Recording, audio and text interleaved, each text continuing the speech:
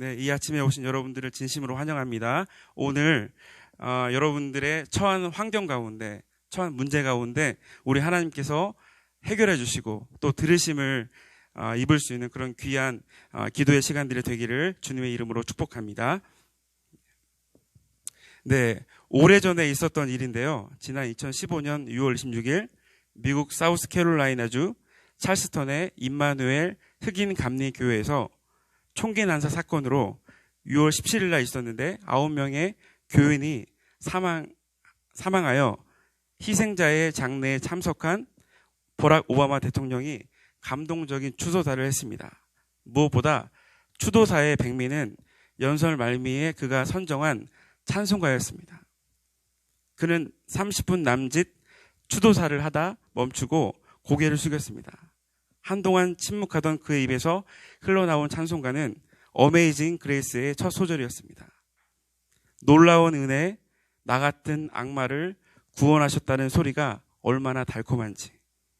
나는 한때 잃어버린 자였으나 이제는 찾은 바 되었고 나는 소경이었으나 이제 보게 되었다. 오바마 대통령의 선창에 6천 명의 추모객들이 함께 합창을 했습니다. 감사의 찬송이 흘러나오자 회중 가운데 총기 난사 사건으로 가득 찼던 원망과 증오와 분노의 감정이 잦아들었습니다. 이 현상을 보고 당시에 새론 존슨 정치 컨설턴트는 CNN에 출연하여 어메이징 그레이스를 부른 것은 한편의 서사시였다라고 찬사를 보냈습니다. 여러분, 이 광경을 들으면서 저와 여러분들은 무엇을 느끼십니까?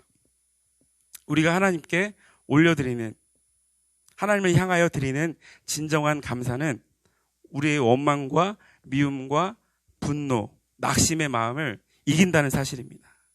오늘을 사는 현대인들에게 잃어버린 단어가 하나 있는데 그것은 바로 감사라는 것입니다. 자식들은 자기를 낳아주고 길러주신 부모에게 감사하지 않습니다. 학생들은 스승을 존경하거나 그분의 가르침에 감사하지 않습니다. 노동자들은 고용주에 감사하지 않습니다. 시민들은 정부에게 감사하지 않습니다. 감사하기는커녕 터져나오는 것은 원망과 불평과 불만뿐입니다. 오늘 본문은 교회에서 맥주 감사절 때에 많이 설교되는 본문 중에 하나입니다. 이러한 본문을 살펴보는 것이 우리에게 어떤 유익을 가져다 줄까요? 바로 우리에게 감사를 생각하게 되고 감사를 회복시켜 주시는 계기가 된다는 것입니다. 본문으로 돌아와서 많은 성경학자들은 시편 138편이 다윗이 법궤를 예루살렘으로 옮겨놓고 난 후에 지은 시라고 추측합니다. 법궤는 여러분 하나님의 임재의 상징입니다. 법궤를 예루살렘으로 옮겨놨다는 것은 이제 드디어 예루살렘이 가나안 땅에서, 이스라엘 땅에서 정치 종교의 중심지가 되었다는 사실을 만방에 선포하는 의미가 있었습니다. 다윗의 생애에서 이 사건보다 더 중요한 사건이 없었죠. 다윗은 법궤가 들어오는 날에 바지춤이 내려올 정도로 크게 기뻐 춤을 추었습니다. 그러나 무작정 상황이 다윗에게 유리하게 돌아가는 것만은 아니었는데, 왜냐하면 이 일로 예루살렘 밖에 사는 많은 지방 세력들의 집중적인 반발과 공격을 받게 되었기 때문입니다. 여러분, 우리나라에서도 행정수도 문제로 얼마나 말이 많았습니까? 다윗의 왕권이 경고히 확립되지 않았던 것을 감안할 때 그가 이루 말할 수 없는 어려움, 환난을 당하고 있었음을 짐작할 수 있습니다. 그런데 그럼에도 불구하고 다윗은 오늘 감사의 시로 하나님을 찬양하고 있는 것입니다. 시편 138편을 읽어보시면 제일 많이 나오는 단어가 바로 감사입니다. 1절에 보시면 내가 전심으로 주께 감사하며, 2절에 내가 주의 성전을 향하여 예배하며 주의 인자하심과 성실하심을 말미암아 주의 이름에 감사하오리니, 4절에 여호와여 세상의 모든 왕들이 주께 감사할 것은. 그래서 시편 138편의 제목을 붙인다면 많은 성경학자들이 환난 중에 감사로 할 수 있다고 이야기합니다. 여러분, 어떻게 환난 가운데 하나님 앞에 감사드리는 삶이 가능할까요? 오늘 말씀을 통해서 다윗에게서 그 비밀을 배울 수 있는 시간 되시길 바랍니다. 먼저 다윗은 환난 중에서도 하나님께 감사하기로 작정했습니다. 지금 다윗은 환난 중에 있습니다. 그런데 시는 이렇게 시작합니다. 1절에 내가 전심으로 주께 감사하며 주께 찬송하리이다. 2절에 주의 이름에 감사하오리니. 여기에 사용된 동사는 영어 표현으로 말하면 의지 미래입니다. I will praise you, I will give thanks. 즉 이것은 일종의 결단이라고 볼 수 있습니다. 환난 중에도 불구하고 나는 전심으로 주께 감사하겠다.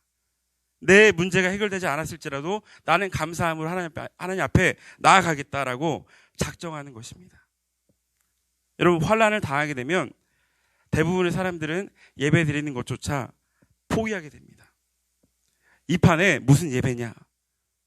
당신 같으면 내 처지에 찬양할 기분이 나겠느냐고 반문할지도 모르겠습니다. 그래서 대부분의 사람들은 환난을 당하면 예배와 기도의 자리에서 후퇴하는 모습을 보게 됩니다. 그런데 다윗의 스타일은 정반대였습니다. 다윗에게 있어서 환난을 극복하는 삶의 방식이 있었다면 그것은 환난이 더 다가올수록 하나님을 더욱 예배하고 기도하고 찬양하는 것이었습니다. 사랑하는 여러분, 다윗처럼 어떤 상황 가운데서도 감사하기로 결심하고 실천하는 저와 여러분 되시기를 주님의 이름으로 축복합니다. 다윗의 다른 시에 보면 시편 34편은 역시 다윗의 인생에서 가장 어려운 때에 쓴 시였습니다. 시편 34편에 보시면 붙어있는 제목을 보게 되면 다윗이 아비멜렉 앞에서 미친 채 하다가 쫓겨나서 지은 시라고 적혀 있습니다. 그런데 이 시편의 배경이 사무엘상 21장 10절부터 15절에 나오는데 이때 블레셋 왕의 이름은 아기스였습니다. 여러분, 무엇이 잘못된 것입니까? 아닙니다. 아비멜렉은 당시 블레셋 왕들을 부르는 일반적인 이름이었다고 성경 주석학자들은 이야기하고 있는데요. 마치 이집트의 왕들을 바로라고 부르는 것과 같습니다. 이 시에서 다윗은 왕 앞에서 미친 채 하다가 침을 질질 흘리며 쫓겨났습니다. 여러분, 다윗은 그 전까지만 해도 잘 나갔던 사람인데 자기 스스로 볼 때 얼마나 비참했을까요?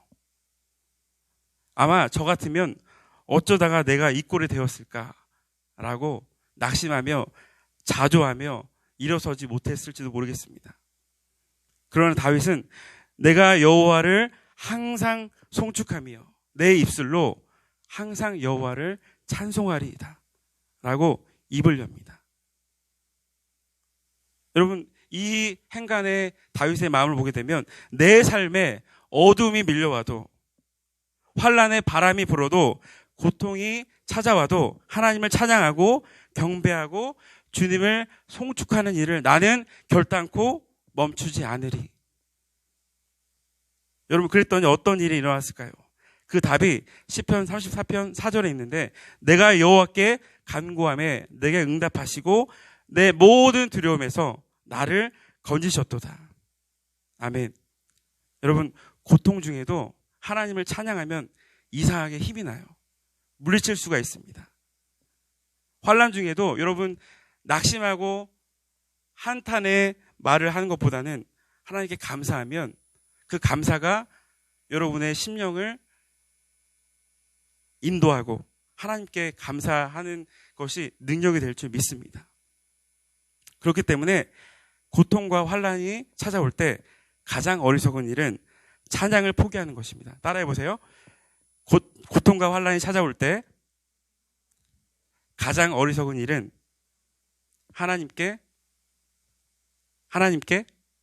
찬양을 포기하는 것입니다. 기도를 포기하는 것입니다. 예배 자리에서 물러나는 것입니다. 좀 길죠? 예, 죄송합니다. 아침부터 시켜서 죄송합니다. 네. 중요해서 제가 여러분의 마음속에 좀 담기기를 바라서 이렇게 얘기했습니다. 여러분, 환난 가운데 여러분 사단은 어떻게 해서든지 여러분이 찬양하지 못하게 하고 예배자를 나오지 못하게 하고 여러분의 심령을 자꾸 구석으로 몰아가는 것 같아요.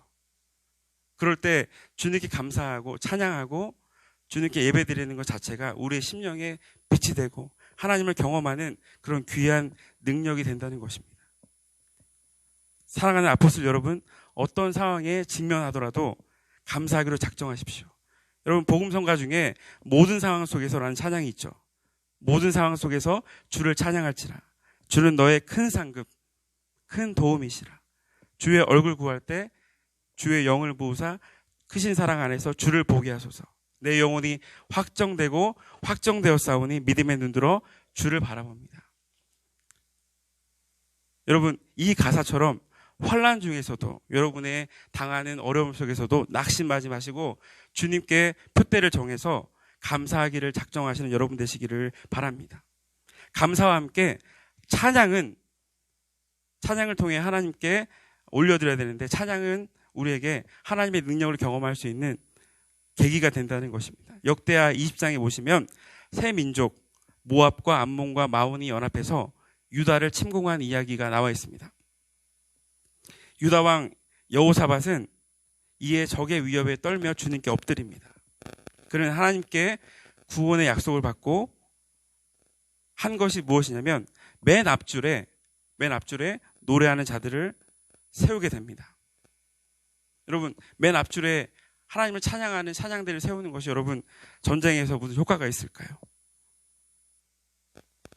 그렇지만 말도 안 되는 전략 같았지만 백성들은 왕의 명령과 그 지침에 순종을 하게 됩니다. 그들이 찬양을 부르자 복병이 나와서 적을 섬멸했습니다. 유다는 완벽한 승리를 거둔 것이죠. 그때 그들이 부른 찬송은 이것이었습니다. 여호와께 감사하세. 그의 인자하심이 영원하도다. 여호와께 감사하세. 그의 인자하심이 영원하도다. 여러분, 우리가 주목할 것은 하나님 앞에 찬양을 드릴 때에 하나님께서 이스라엘 백성들에게 구원을 허락하셨다는 것입니다. 워낙 숫자가 많았기 때문에 유다는 적들을 섬멸한 후에 전리품을 취하는 데만 사흘이 걸렸다고 합니다. 여러분, 찬양은 하나님을 향한 믿음의 고백이며 하나님을 높여드리는 것입니다. 하나님을 칭찬해드리며 하나님께 집중해드리며 우리의 연약함을 고백하면서 오직 하나님만이 할 수 있다고 하나님을 신뢰하는 것입니다. 그때 하나님의 역사가 아무것도 나타나지 않을 것 같지만 우리의 심령을 이끌고 하나님의 초자연적인 방식으로 그 누가 보더라도 하나님의 구원이라고 말할 수 있을 만큼 우리에게 역사를 일으키게 됩니다. 여러분, 시편 98편 1절 2절에 보시면 새 노래로 여호와께 찬송하라. 그는 기이한 일을 행하사 그의 오른손과 거룩한 팔로 자기를 위하여 구원을 베푸셨음이로다. 여호와께서 그의 구원을 알게 하시며 그의 공의를 문 나라의 목전에서 명백히 나타내셨도다. 여러분, 어려움을 당할 때 우리 입에는 여러분 어떤 언어가 있습니까? 불평과 불만과 원망과 비판과 염려의 언어를 입에서 없애버리고 입술로 감사의 찬양을 들 때 우리가 승리를 맛보게 될 줄로 믿습니다. 어렵고 힘들수록 여러분 더욱더 하나님을 찬양해야 됩니다. 감사해야 됩니다. 그럴 때 우리의 상식과 현실을 뛰어넘는 하나님의 기적을 체험하게 됩니다. 또한 다윗은 환난 중에서도 하나님의 약속의 말씀을 굳게 붙잡았습니다. 원수들은 끊임없이 다윗을 공격하고 그 마음을 흔들었을 것입니다. 여러분, 다윗도 인간인데 많이 흔들렸지 않겠습니까? 그러나 그럴 때마다 다윗은 하나님의 말씀을 붙잡았습니다. 시편 138편에는 하나님의 말씀에 대한 고백이 있는데요. 2절에 보시면 이는 주께서 주의 말씀을 주의 모든 이름보다 높게 하셨습니다. 4절에 보시면 그들이 주의 입의 말씀을 들음이오며 5절에 그들이 여호와의 도를 노래할 것은 여호와의 영광이 크심이니이다. 그가 얼마나 그 환난 가운데 그의 삶 가운데 하나님의 말씀을 붙들며 하나님의 말씀을 중심으로 살았던가, 그 모든 결과 가운데 하나님의 말씀이 행하셨음을 인정하는 삶을 살았는가를 보게 됩니다. 다윗은 마음이 흔들릴 때마다 여호와의 말씀을 붙잡았습니다. 그가 붙든 약속의 말씀 중에는 그가 나단 선지자로부터 받은 말씀, 사무엘하 7장 16절의 말씀, 내 집과 내 나라가 내 앞에서 영원히 보존되고 내 왕위가 견고하리라. 여러분, 위기의 상황 가운데 그는 하나님께서 그에게 주신 약속의 말씀을 통해서 아무리 어렵다 할지라도 하나님은 분명 나를 쓰실 거야. 하나님 분명 나를 망하게 하지 않으실 거야. 세우실 거야. 그 사실을 확신했습니다. 여러분, 다윗이 이러한 궁극적인 승리를 확신하자 아무것도 두렵지 않았습니다. 여러분, 어떻게 이것이 현실적으로 가능했을까요? 쉽게 예를 들어보겠습니다. 많은 사람들은 좋은 삶이 좋은 죽음을 이끈다고 생각하지만 반대로 실로 좋은 죽음을 생각한다면 좋은 삶을 이끕니다. 여러분, 인간은 영원을 사모하는 존재인데요. 죽음과 영원의 세계에 대한 확신이 없는 한 인간은 존재론적인 두려움과 불안 속에서 살아가게 됩니다. 여러분, 마치 숙제를 하지 않은 학생이 아무리 축구가 즐거워도 전반전만 즐거울 뿐이에요. 점점 후반전이 다가올수록, 종료가 다가올수록 불안합니다. 제가 무엇을 말합니까? 여러분, 이와 같은 인식 속에서 마지막 승리자가 된다는 것을 확신하기만 한다면, 오늘 나의 실패 가운데 있지만 우리 하나님께서 나를 이끌어서 나를 완성하시고 나를 궁극적으로 하나님이 원하시는 계획에 따라 나를 이끌어 가신다는 사실을 확신하기만 한다면 오늘의 우리의 실패 가운데 우리가 낙심하지 않습니다. 오히려 또 우리에게 환난이 왔어. 그래, 하나님께 나를 이런 좋은 선하신 일로 인도하실 거야. 여러분, 우리에게 흥미진진한 오히려 간증거리가 되지 않을까요? 언젠가 제가 기독교 채널에서 건축연구소 이효진 소장의 간증을 통해 많은 은혜를 받았는데요. 그는 3살 때 끓는 주전자 물에 얼굴과 손에 3도 화상을 입었습니다. 파충류 같다 놀리는 아이들 때문에 늘 땅만 보고 다녔어요. 성형수술에 실패해 수면제 배갈을 먹으면서 시도한 자살.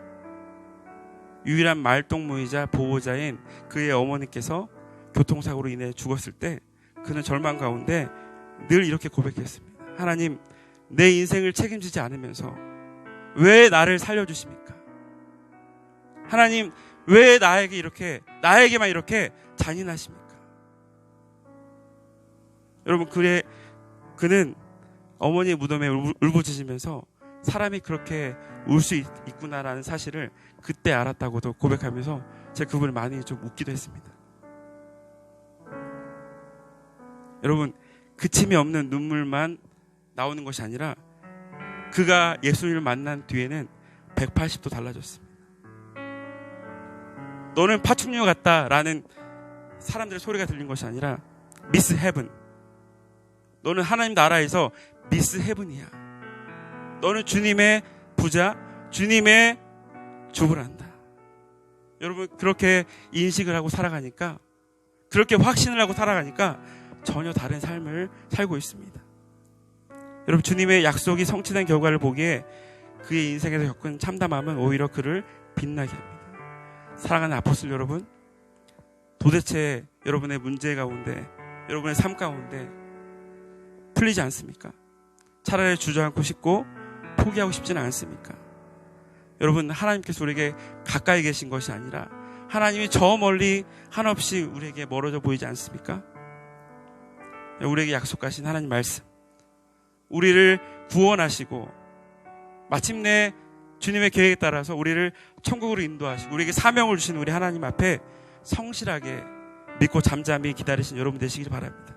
저는 수많은 청년들을 상담하고 양육훈련하면서 수많은 믿음의 실현 앞에 이렇게 고백하고 있는 청년들을 많이 만났습니다. 지금까지 인도해 주신 하나님은 신뢰하지만 그 하나님이 내일도 다가오는 큰 공무원 시험, 여러 가지 시험 가운데 또 내일 다가올 관계 문제 가운데 동일하게 나를 이끄실지는 의문이에요. 수많은 말씀으로 감동을 받고 훈련을 받았지만 현실적인 문제와 혼란 속에서는 아직도 하나님의 구원과 하나님의 은혜를 확신하지 못하는 저 여러분의 모습을 볼 때 아직 어린아이의 모습, 어린아이의 신앙이라는 것들을 저마저도 경험하는 것 같습니다. 여러분, 사실 성경 속 어느 누구도 이러한 질문에 명확한 답을 가진 사람은 없었습니다. 여러분, 아브람, 야곱, 요셉, 모세, 다윗이 그러했습니다. 선지자 중에 가장 큰 자라고 불리는 세례 요한도 여러분, 옳은 말을 했다가 감옥에 갇혔을 때 여러 가지 의심 가운데 당신이 오실 그이입니까? 이렇게 묻게 되는 것을 보게 됩니다. 예수님은 세례 요한의 질문에 나로 인하여 실족하지 않는 이가 복이 있다라고 말씀하시게 됩니다. 여러분, 욥의 경우도 마찬가지죠. 그가 자신을 둘러싼 친구들과 벌인 논쟁의 대부분은 이 환란이 도대체 어디서부터 비롯되었는가. 그렇지만 욥이 하나님의 살아계심과 하나님께서 창조의 하나님이시고 하나님의 모든 주권을 경험한 뒤에는 이렇게 고백합니다. 내가 가는 길을 그가 아시나니 그가 나를 단련하신 후에는 내가 숭음같이 되어 나오리라. 여러분, 여전히 우리는 그 길을 알지 못합니다. 저 역시도 다가온 여러 가지 문제 가운데 두려워 떨면서 어린아이와 같이 때로는 도망쳐버리고 싶은 마음들도 있음을 보게 됩니다. 여러분, 그렇지만 선한 목자이신 우리 주님이 나를 아시고 나의 심장을 아시고 나의 마음을 아시고 그 길을 아신다는 것이 얼마나 우리 마음에 행복하고 안정감이 되는지. 여러분, 17세 요셉을 예를 들고 말씀 마무리하려고 하는데, 17세 요셉은 꿈의 의미도 모른 채 꿈을 받았고 장차 여러분, 우리가 성경을 통해 보듯이 만백성을 구원할 총리로 계획되었습니다.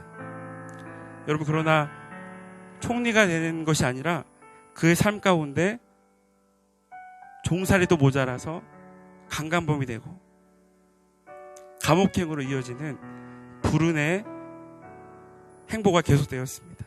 여러분, 끝이 보이지 않는 캄캄한 터널, 우리의 시각에서는 절망적인 인생이죠.